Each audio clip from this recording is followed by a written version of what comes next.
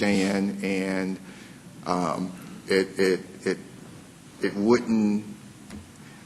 There's no way I came to this meeting expecting you not to have conversation about this. I just want to assure you of that. But we get it and we understand. Yes, we understand. All right, we have Councilor Davis.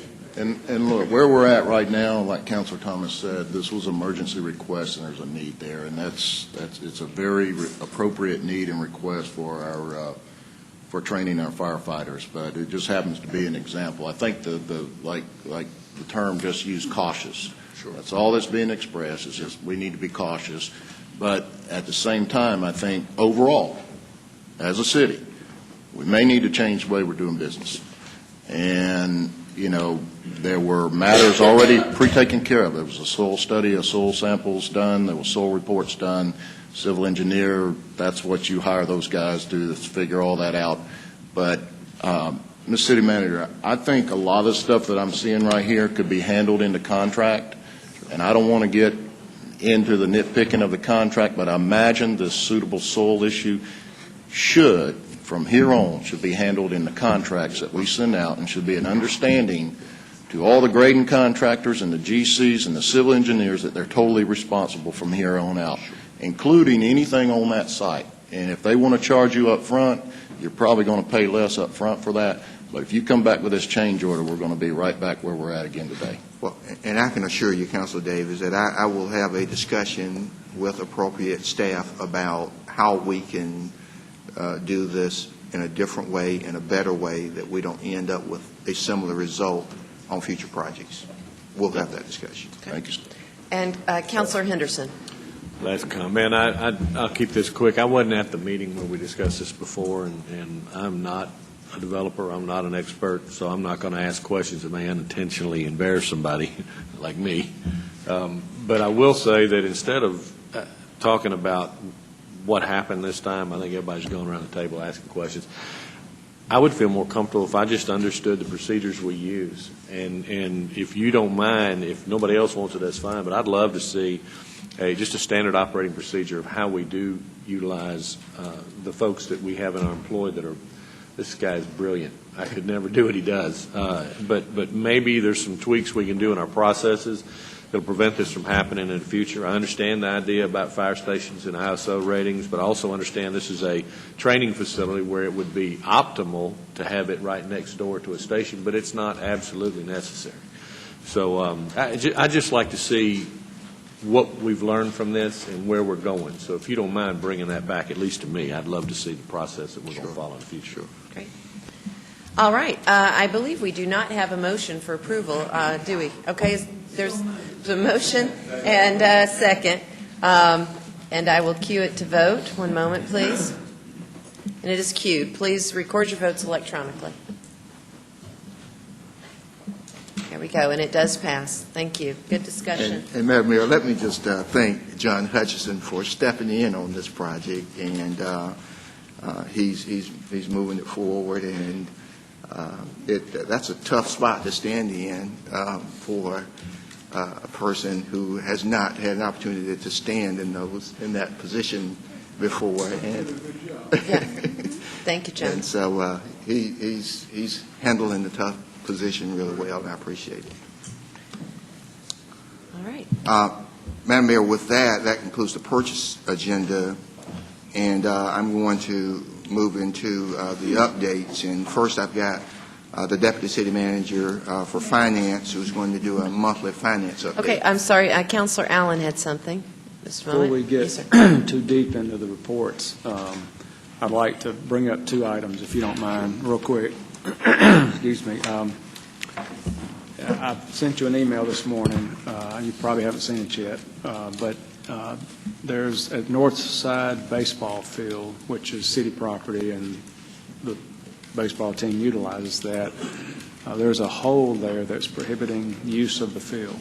The reason I bring it up is several calls have been made to the city for help, and it's gone unresponded to. So I just wanted to see if I could put it on your radar. I also attached two pictures to show the nature of the whole. So if you could get somebody to look at that.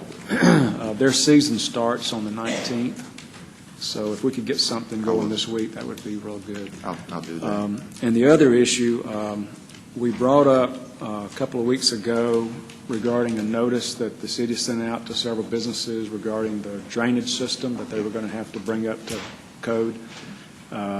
One store owner said, I haven't heard anything from the city since that meeting. I was just wondering if there was anything you had planned.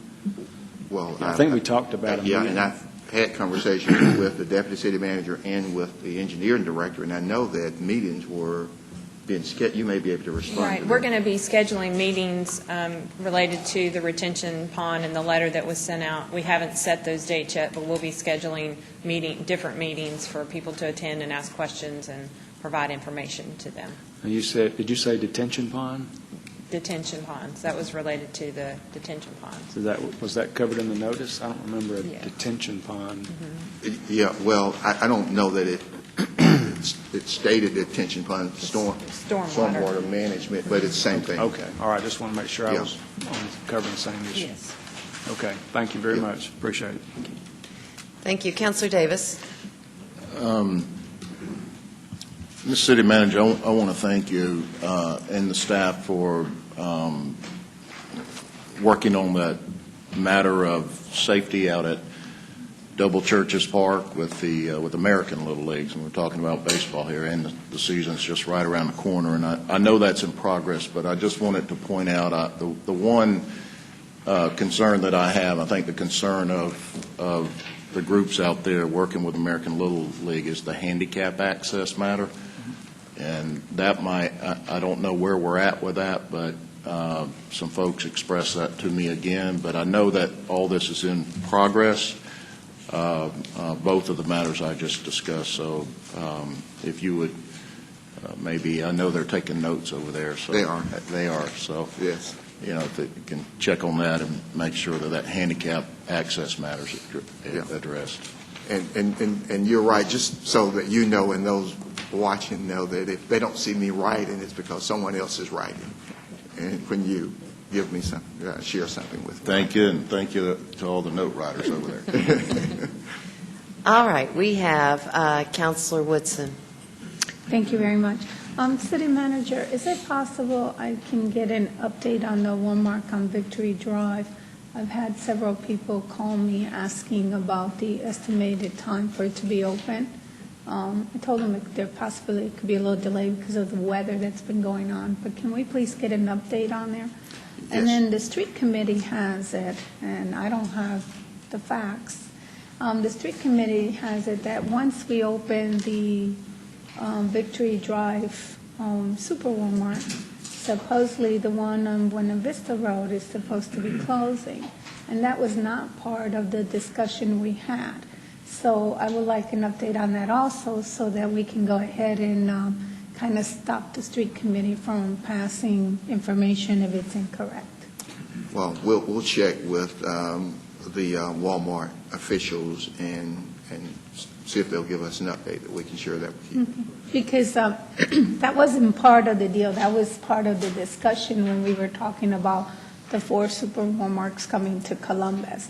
And then it took them a while to do the one on Victory Drive because of the land and the changing of officials in their area. So there are a lot of people concerned because the one on Buena Vista serves a purpose. It is popular. It does make money.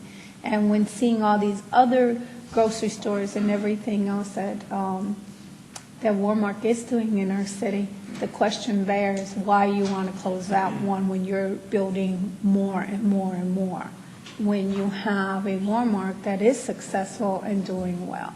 So that is out there. I'm not sure if any of my colleagues have gotten calls or questions on that.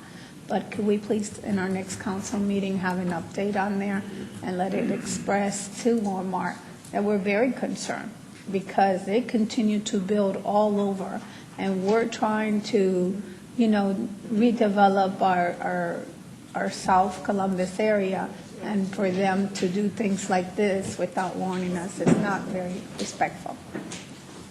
Thank you. All right, we have Counselor Huff. Mr. City Manager. Mr. City Manager, I inquired the other day in a meeting about the work being done on Victory Drive, and you gave such a wonderful statement, oratorical expression of what you had to say. If you would explain to the public what's going on with the work on Victory Drive, the detour, and how long it may take before the road reopens.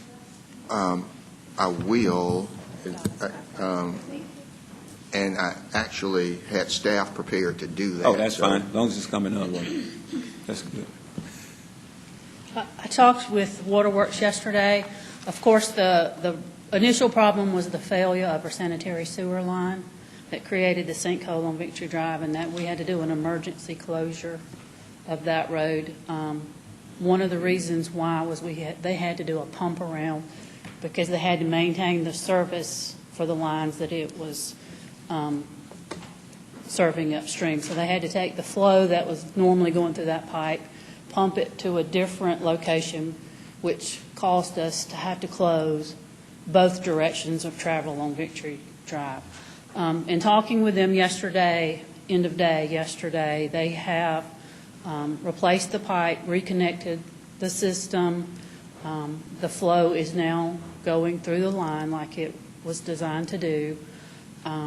They have backfilled, so they're up to about the subgrade level. And they now have to do the paving, and they plan to do that this week. But because of temperature and weather conditions, asphalt and concrete both are very sensitive to temperature and weather conditions. They're not sure when they might get that completed.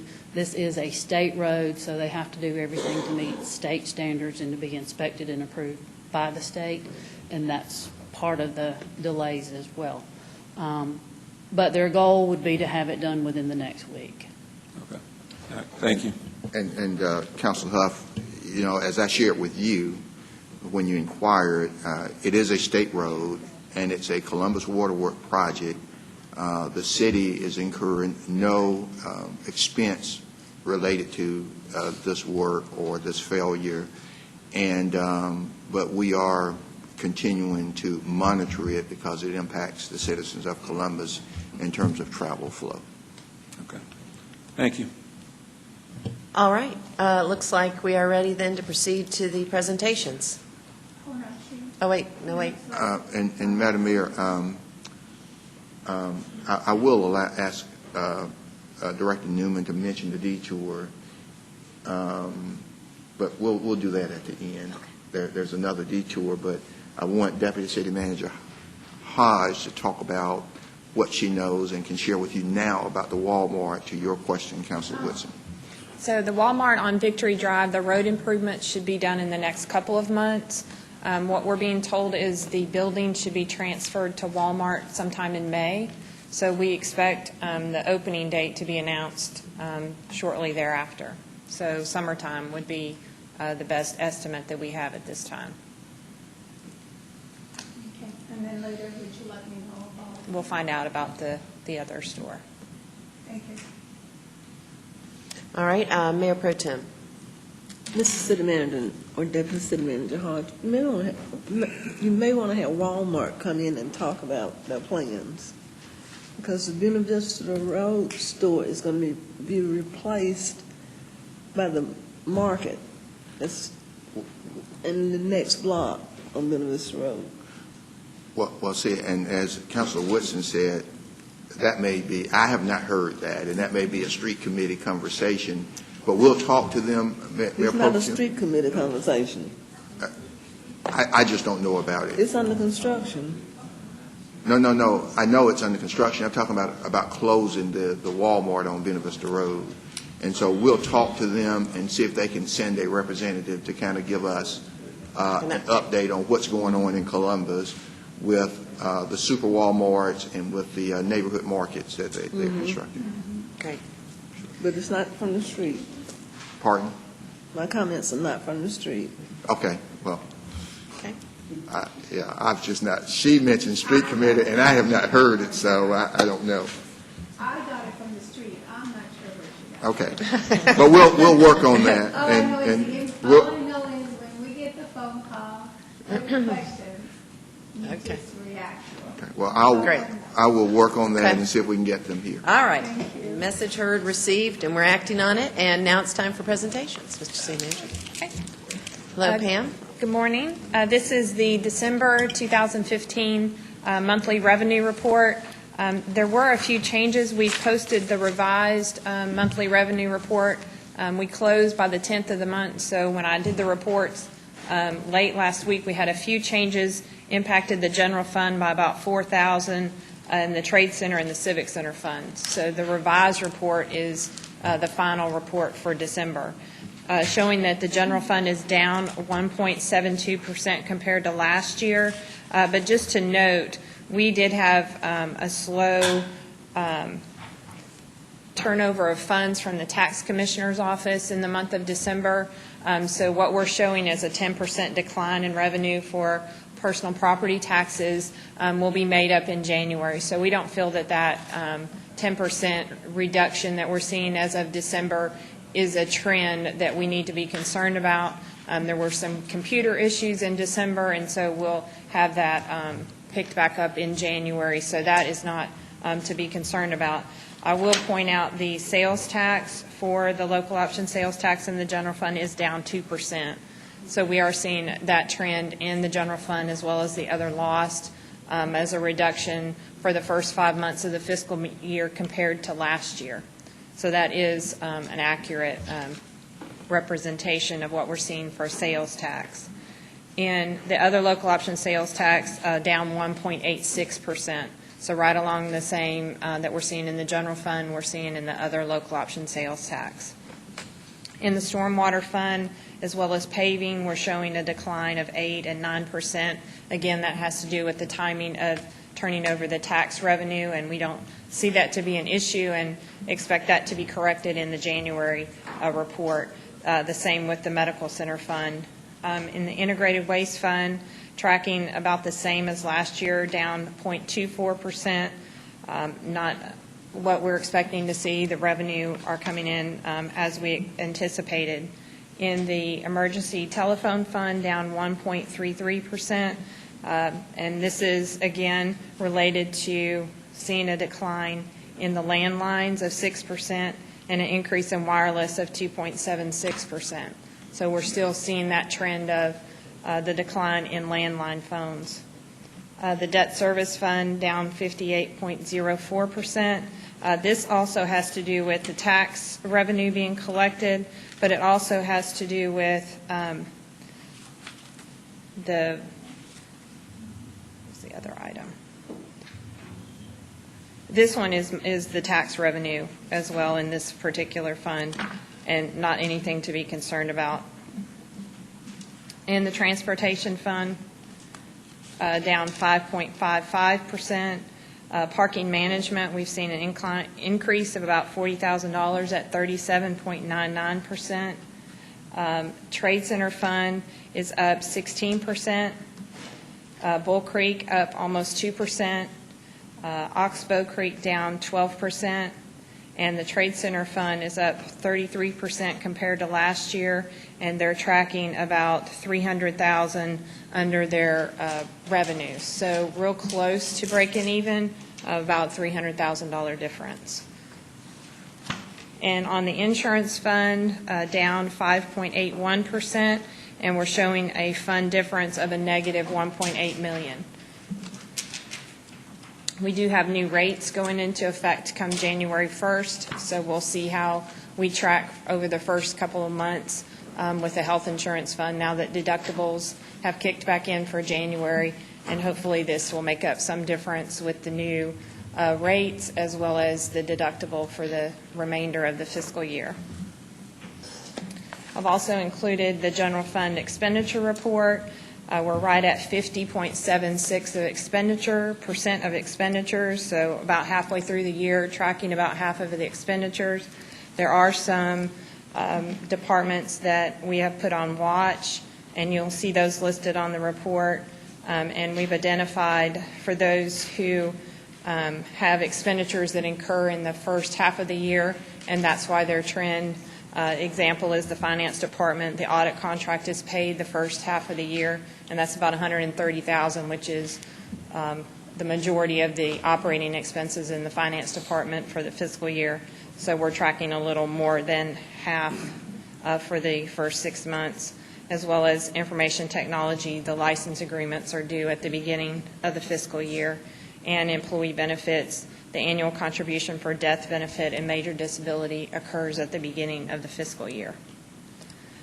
In the tax assessor's office, the system upgrade contract, and those are payments related to that upgrade, are causing them to be shown over budget through the first 6 months of the year, but they're tracking in their other expenditures within budget. The court reporters for the Superior Court judges, those are the majority of their operating expenses, and we encumber those $10,000 of court reporter fees at the beginning of the year. So that's why they're showing to be more than 50% expended through the end of the year. The jury manager has a subscription that's due for the jury summons system, and that happens at the beginning of the year. The victim witness, they operate off of the 5% crime victim witness surcharge, so that's a revenue offset for victim witness. And then on the public defender, the monthly contract that's paid to the state, those are paid 1 month in advance. So this expenditure represents 7 months of expenditures as opposed to 6 months. So they're tracking on target with their other operating expenses. We are showing the clerk of Superior Court slightly over 50% at 49.89, so basically at 50%, and the clerk municipal court judge at 49.66, so very close to 50%, and the sheriff at 48.57, so very close to 50% as well. In the local option sales tax, we talked about the revenue being down slightly at 1.89%, but the report shows all the different departments that have expended funds related to the other local option sales tax, as well as on the infrastructure projects. Revenue for the public safety is just under $10 million, and for the infrastructure at $4.2 million.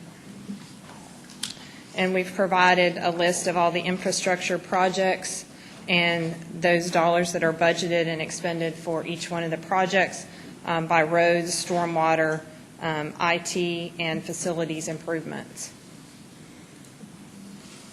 And the last report I've provided is on the T-SPLOST, on the projects and what's been encumbered and expended on the projects, as well as on the discretionary funds. The discretionary funds are coming in just over $200,000 a month. We're averaging $211,000 this fiscal year at $1,055,000. So we're receiving a little over $200,000 a month for the T-SPLOST discretionary. And I'll be happy to answer any questions. We have Councilor Woodson. No. Oh, okay. We have Councilor Thomas. Ms. Hodge, on the report that you gave us on the unaudited monthly revenue report summary, Yes, ma'am. if I'm reading that correctly, the general property taxes we are down about 10%, and the occupational tax down about 21%. Am I reading that correctly? Yes, that's correct. That is of a concern to me. Is that typical this time of the year, or is that, On the general property taxes, that's just a timing issue. We've talked with the tax commissioner's office, and there were some delays in remitting funds in the month of December, but those will be caught back up in January, so we'll be on track in January. On the occupation tax, those are due April 1st, so anything that we collect in the beginning of the fiscal year are really past due, late delinquent occupation tax funds. So the comparison would be the collection of delinquent taxes compared to last year.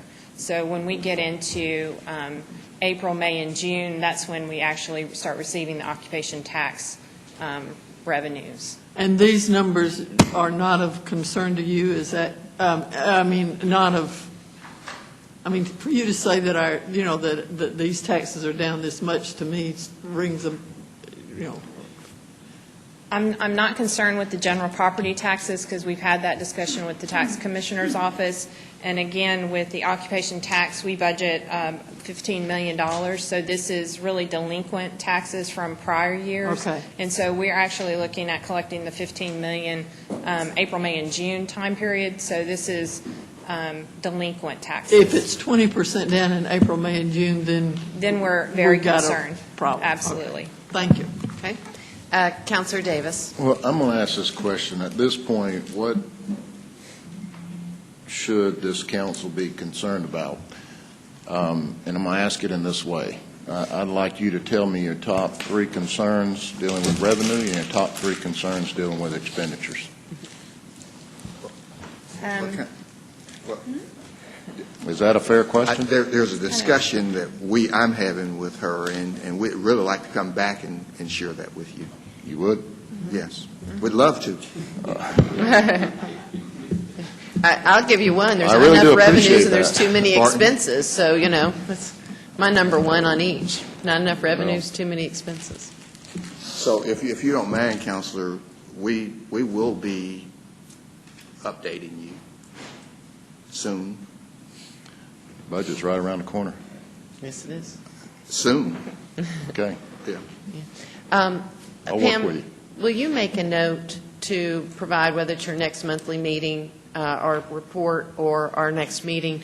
I'd like to hear your assessment of the Revenue Commissioner's directive that counties assess whether they have come in over or below the target for the new auto ad valorem tax, and those who've come in over are going to be required to subsidize those who've come in under. And so I want to know if we're over or under, if we're a subsidizor or a subsidizee, Sure. and how much. And there was a notice that was sent out to the counties related to the title ad valorem tax and indicated that the percentage that we receive of the total collected is 46.5%. That will be reduced from 45%, to 40.55%. And the way the title ad valorem tax works is it's the total amount collected through the state and how much is remitted to the local governments on a statewide level, as opposed to how much we collect just in Muskogee County. So I'll be happy to bring that Yeah. information back. And let's also have the city attorney look into, I just think if it's going to affect us monetarily, I'd like to know if the Revenue Commissioner has authority to change distribution, if it was part of legislative intent.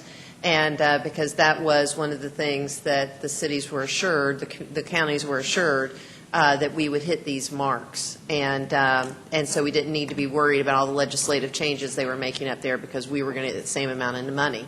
Right. And now they drop us 5%. So if that's the case, I just want to make sure that they have the authority to change the rules after the game started. Right. Councilor Davis. Well, and Madam Mayor, that in light of that, I was going to ask a second question. Is there, I know we have our legislative wish list that we've already sent. The session just started yesterday. Is there anything with these concerns that you'll be coming back to us with? Is there anything that we can ask today that we haven't asked for help in a lot of these areas that can maybe offset some of the burdens of the budget? Well, the only one I know about is this one, and it just came in yesterday, so I don't know that we're prepared to recommend to you what exactly to do until we know what the impact is and understand various things. Okay. I just asked that question yeah. because I'm not, Sure, no, we look. That would be an administration. We look regularly at any way to obtain resources from Muskogee County and voice our opposition very loudly when there are efforts to take our resources away. So. Thank you, Mayor. Okay. All right. I think that's it. So. Thank you, Deputy City Manager Hodge. We're going to ask Dr. James Worsley to come and give a very brief update on the task force that we talked about at the December 15th meeting. And so He will not talk about Aquatic Center operations today, but just about the task force. Good morning. Thank you for having me. And as the city manager said, I'll be back to talk about more of the budget for this Columbus Aquatic Center on the 26th of the month. And so today I want to provide you an update regarding, again, the Columbus Aquatic Center Task Force.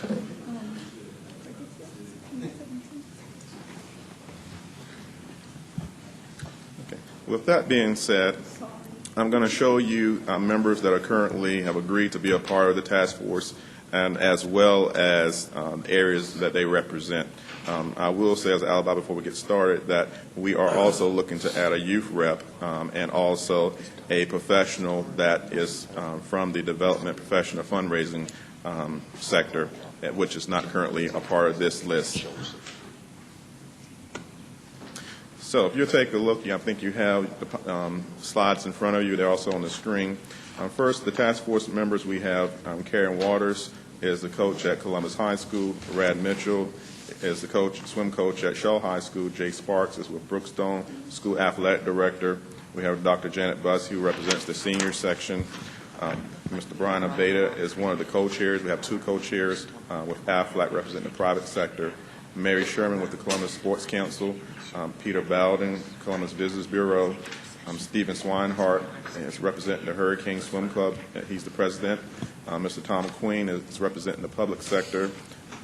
Rebecca Langford is the other co-chair. She's with Muskogee Sports. For those that are not familiar with Muskogee Sports represents individuals with disabilities in our community that participate in sporting activities. Rachel Marsh is the secretary of the task force. They have offices, co-chair positions, secretary, and treasurer. Rachel Marsh is representing the marketing aspect of the task force. She is working as a marketing professional in the community, so she's volunteering her skill set on this task force. Irene Pate is the Recreation Advisory Board chairperson. She serves here as well. Gina Webb was on the Friends of the Nanatorium before the Aquatic Center was built and has asked to be a part of this as well. Jason Ball represents the triathletes in the community, and we have Mr. James Albright, who acts as the treasurer when need be. He's a retired CPA, and I think was also, some of these were referred by members of council. If there is a person that was on a referral that did not make it to the list, it's one of two reasons. They did not respond back as we sent information out, or they are a part of another group that's already been represented, and so they're having one representative from that group, and that they will facilitate that discussion through their chairperson or through their representative. So give you an idea what the task force has been up to since we got started. We last met on December the 15th here at council and was given that charge. The holiday break took place, but even that being said, that did not stop us from moving forward as quickly as possible to get meetings set up, and we did. The Columbus Aquatic Center Task Force met on Tuesday, January the 5th, right after we came back from the new year. And again, on last evening, the second meeting took place at the Columbus Aquatic Center, 6 o'clock for the first meeting, 5:30 for the second meeting. The Columbus Task Force plans to meet each Monday evening at 5:30. Aquatic Center in the community room will be the location, and they're working on further development, short and long-term goals in terms of planning for the financial stability of the Columbus Aquatic Center in general. Some of the task force goals include, but are not limited to, fundraising.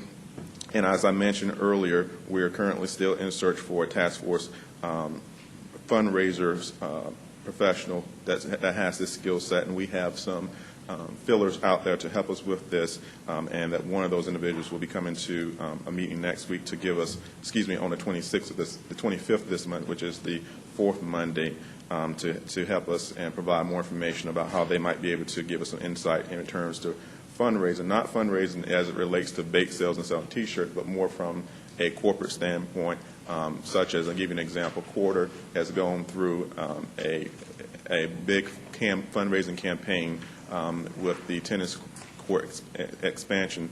And this is the level of corporate fundraising we're talking about. So we're reaching out to some professionals that can help in this regard, and hopefully that will be more insightful at the 25th meeting. In terms of corporate sponsorships, some of the ideas and in this regard is very similar as we use at the ball fields where we have banners around the fence line.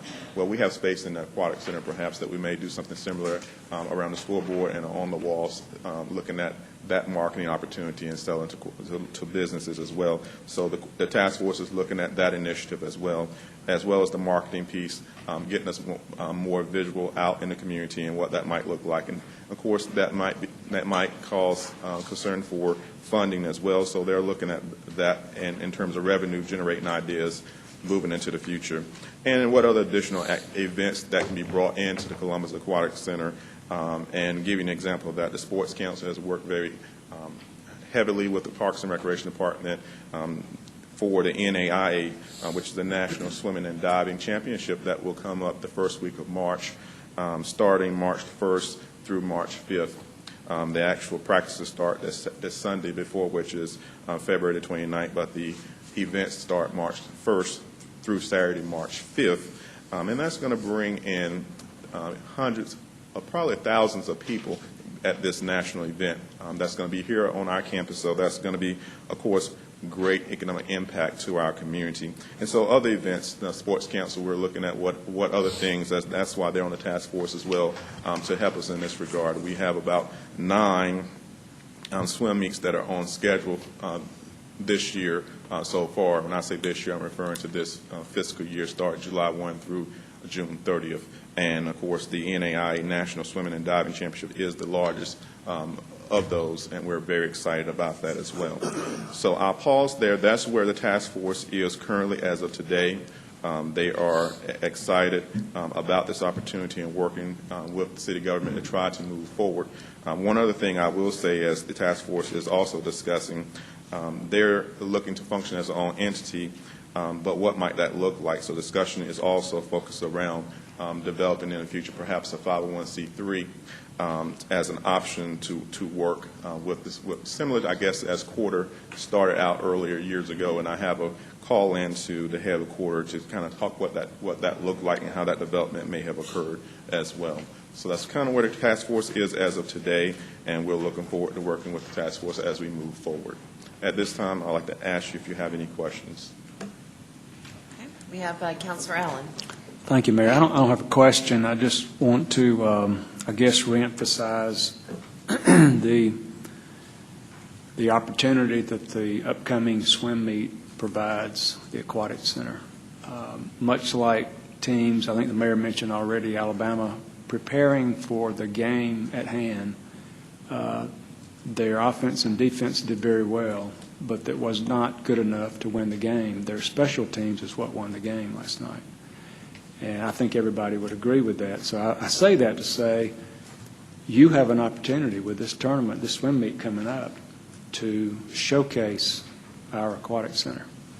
And I'm sure with your background you've already thought of that, but I would invite, if I were you, I would invite this task force to be a part of making the facility what it needs to be in order to get the name out to all those that are going to be here. I mean, I would do everything I can to make sure that is beyond belief success. So I just want to say that you have an opportunity here. And this, when I saw the notice that this meet was going to occur, I was impressed. This is a big deal. Sure. So I hope you take that for what it's worth. Thank you. Okay. Thank you. We have Councilor Barnes. You know, I was at that meeting, and I was really impressed by the task force. And what it was reminiscent to me of when Quarter, we can all think back to when Quarter got started. And a lot of experts here, a lot of individuals who really are interested. We have a number of marketing people that are there and individuals that I was really with the ideas that were gleaned for retaining the hours. It really impressed me. And I saw in the Ledger Inquirer where someone said Pop Barnes was pulling out numbers. You know, they can say what they want. I believe that this venue throws out the largest demographic net when it comes to ages, when it comes to the socioeconomic element in this country. I see friends of mine who live in Green Island, friends of mine that can afford to do a number of things, and I see the mother that has 5 or 6 children going there. It's right here in Midtown. It's easily accessible. And I know we subsidize golfing. I don't golf. I love golfers. We subsidize that, and we've done over the years. I've heard that this natatorium is an albatross. I've heard it from this council. Everybody's entitled to their opinion, but this is something that I think that we continue to need to do. And I appreciate the individuals on the task force. I don't think about the naysayers. I'm not interested in them. I'm interested in one thing, making this natatorium be the sex that I know it can be. And complimenting your staff on doing a tremendous job in servicing the people of Columbus. And so we're going to make this thing happen. Let the people in whatever paper, news, say what they want. They're entitled to that. I'm entitled to my opinion. Okay. And we have Councilor Thomas. Dr. Worsley, just a couple of suggestions, if you will. I have continued to receive emails and correspondence from people in the community about the Aquatic Center, and particularly encouraging me to keep the center open as much as we can. I hope that those people, that one of the main jobs of the people who are on the task force will be to let their organizations know what's happening and what's going on and where we are in the process.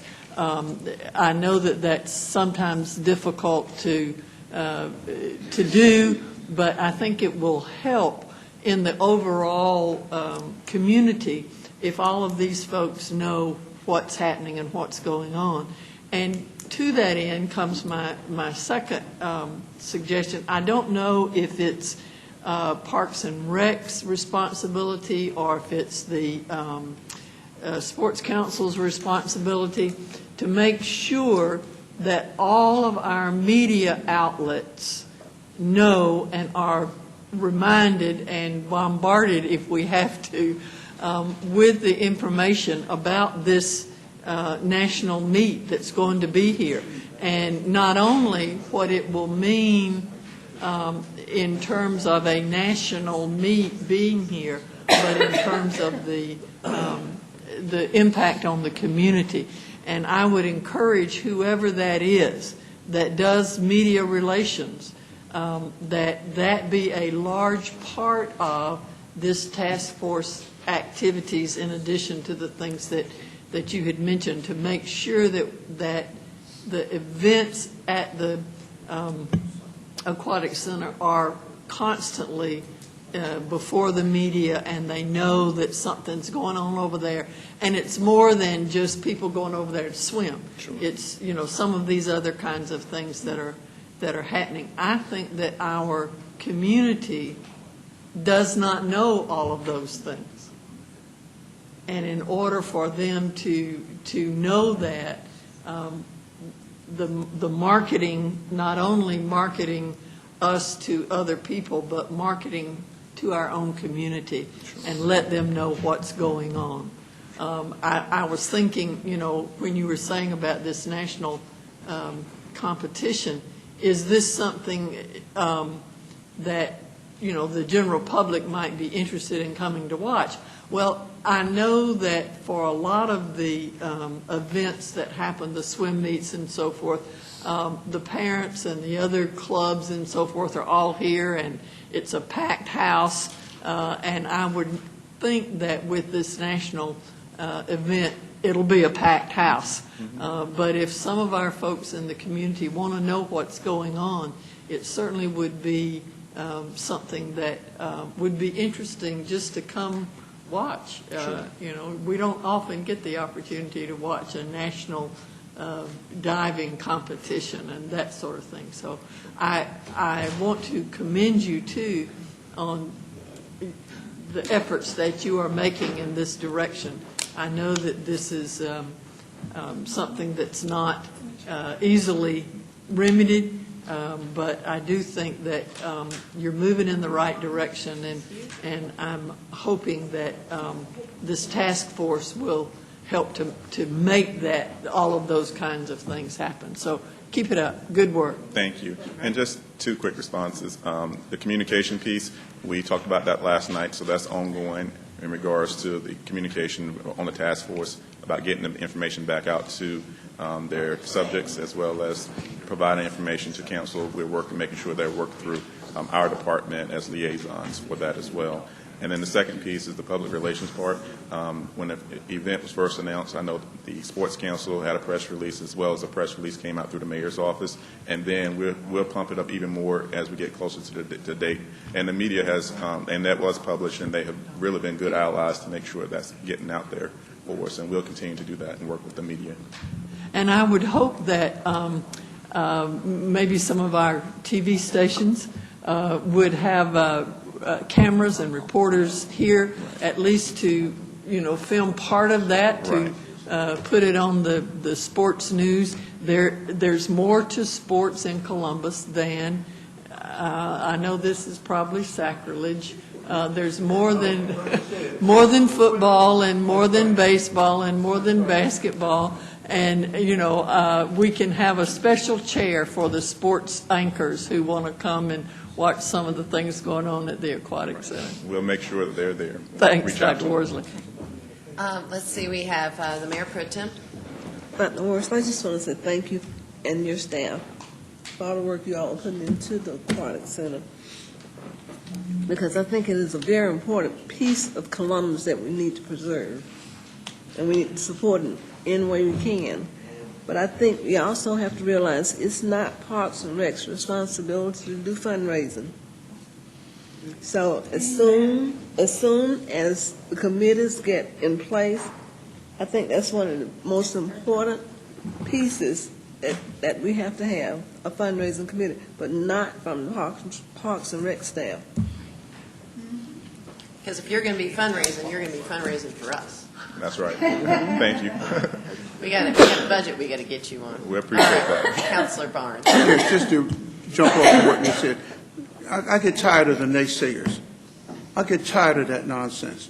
And when we have a venue that's doing something for the community, and so that's why I got a little bit upset about the thing in the paper. This is a venue that everyone can come to. And in the beginning of the conversations, we did talk about not only the competition swimming, but we talked about it being a great amenity for the community, and it has been. And so instead of all the naysayers talking about it being an opportunity, we're losing money, but give this venue an opportunity. We do it with golfing. We did it with the tennis. We do it for the baseball. We did it for the soccer. I get tired of the naysayers that it's easy to naysay. It's very difficult to lock on to make a venue successful. So that's the only reason why I'm approaching it, and I commend Dr. Worsley and the staff for keeping it running the way they have been. Really commend you for that, and I appreciate all the individuals on the task force, and I would encourage individuals in the community, and I'm glad that you named them, to contact those individuals that represent those task force members and come up with ideas. Because I see I was really encouraged by the meeting. And so to jump off on what you said, Councilor Thomas, we need to start being proactive. And I'm telling everybody, and I've told everybody, write the counselors. Write these counselors here, because we need to keep the hours and we need to be supportive of Parks and Recs. Thank you. Thank you. All right, we have Councilor Davis. Dr. Worsley, we do have senior citizens and retirees using the That's Aquatic Center, correct? Yes, sir. Madam Mayor, do you remember 2 or 3 years ago when we had the economic outlook where the dean of the University of Georgia Terry School of Business came and spoke to us, and he talked about one of the leading economic development generators in the state of Georgia, and that the cities that are going to take advantage of this are going to be the ones that benefit.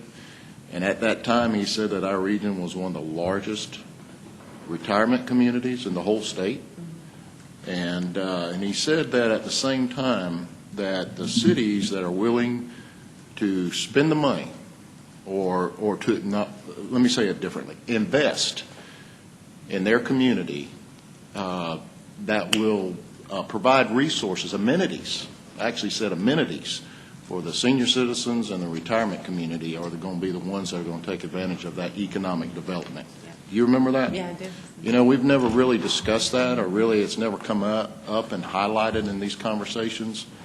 But when you go back and you start thinking about these things, you know, that's a very valid point. And it's happening in the state, but nobody thinks about the aquatic center from an economic development standpoint and tapping into the retirement and senior citizen community. And believe it or not, they have money to spend. Sure. Oh, absolutely. Great point. Good point. All right. Well, Dr. Worsley, thank you for the update. We appreciate all your efforts, and hopefully you've been provided with some good ideas here today. Thank you. So look forward to your next report. Thank you. With that, we have sort of a scheduling issue. I'm going to ask if we can break from our schedule and entertain a motion to go into executive session on a legal matter. We have a motion and a second. Any discussion? Hearing none, all those in favor in going into executive session related to a legal matter, please state aye. All right. And if you would please clear the chambers, we'll break for a moment and get you all back in. Sorry for the disruption. And Mike, if you would, clear us.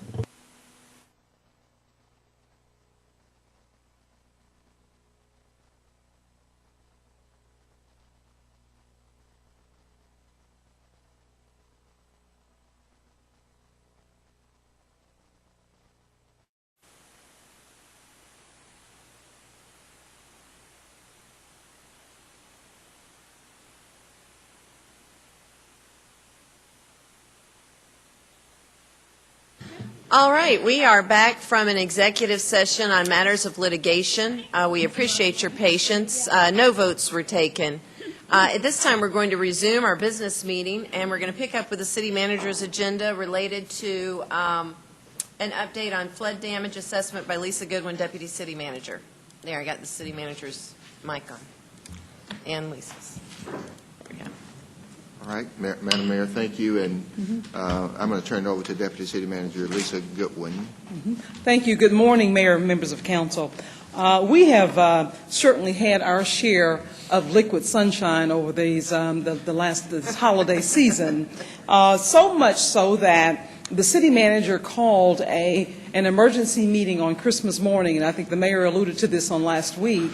But he called an emergency meeting in our operations center of public safety officials, emergency management, our public works department, engineering, transit, and others. Because, you know, a few years ago, a number of years ago, there were 10 gates that opened the dam and kind of really devastated our community. And because this rain occurrence, there were more than, right at about 13 gates that were open, really gave cause for concern. And so because of that, we were truly concerned that those gate openings would threaten to flood homes and neighborhoods downstream. And so that was the purpose of that meeting. But we were confident as a result of the investment that we've made in our infrastructure improvements that was one of the reasons that we were not more, we did not receive more devastation in our community. In this presentation, I'm just going to go quickly. Much of it is just a number of pictures that we like to show you if you did not have an opportunity to really drive around the community during that time to see that full devastation and the impact that it had on our community. And of course, this is just a picture in the opening of the dams and how the water, of course, started coming. This is a picture here, one of the flooded areas. This is the wastewater treatment plant there on South Lumpkin Road that was underwater during this time. This next photo is of the Trade Center, and again, the wastewater treatment plant underwater and very closely with the Trade Center, right almost at the doors in the back. So it was, we definitely dodged the bullet on this one. This is the Cooper Creek Park, and you can see the water and how we had to close off large portions of the park during this time. Some of the tennis courts were still visible and had ability to play, but the majority of the park was closed down as a result of all of the rain. This is the Riverwalk, and you can see a picture on the right where we had some rail damage, and so we had rail damage throughout the Riverwalk, and a number of those particular, maybe 3 or 4 areas along the Riverwalk, the stretch of the Riverwalk, and we had many areas where you will see on that left side where we did have downed and damaged light poles. This was prevalent throughout the Riverwalk during this time, where you just had, large levels of mud and sludge and everything else that would have come out of the river during this occurrence. This is, of course, same thing, lots of dirt, lots of sludge. We also had cave-ins. We had hill slides that just kind of washed away and exposed culverts and those kinds of things. Again, here along the Riverwalk, this is along Bradley Circle at 23rd Street area in Bibb City, where we had damage throughout that area and even on the hillsides. This is after the occurrence. We could not do anything until, of course, the week after, and we really thought that it was going to take a lot longer to clean the area up than originally thought, just because of all the devastation and so much water everywhere. But you can see the crews were out, and that next week, by that Friday, following the occurrence, we had things pretty much kind of maintained, particularly on the Riverwalk area. And so things do look good right now. There is only one portion of the Riverwalk, and that is in the Oxbow area, that was still very wet, and our crews are working very closely with the waterworks and in terms of that cleanup on that particular area, so that we can ensure that the entire Riverwalk is seamless, open to the public. We did, everything else has been cleaned up on the Riverwalk. There were a few areas along the Riverwalk where the areas of silt that were on the side of the Riverwalk, and so crews are working that as well, just to kind of make sure that grassy areas that had recently been planted were not damaged. There are a number of areas that we are going to have to get more work and more assessment on, and our engineering department is working on that. The erosion behind Teases, they're looking at, and these are areas that we may have to contract out, but we won't know until we do a full and thorough assessment on these areas. And the picture that I showed you there at Bradley Circle, that washout, and then, of course, the 23rd Street area pavilion, where we had that culvert that was exposed due to the cave-in, and so they'll be looking at that.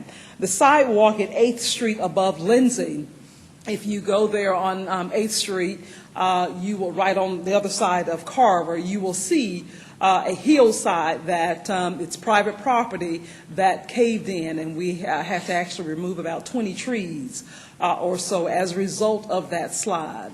And so that area now is blocked off until a full assessment can be completed and work can be done.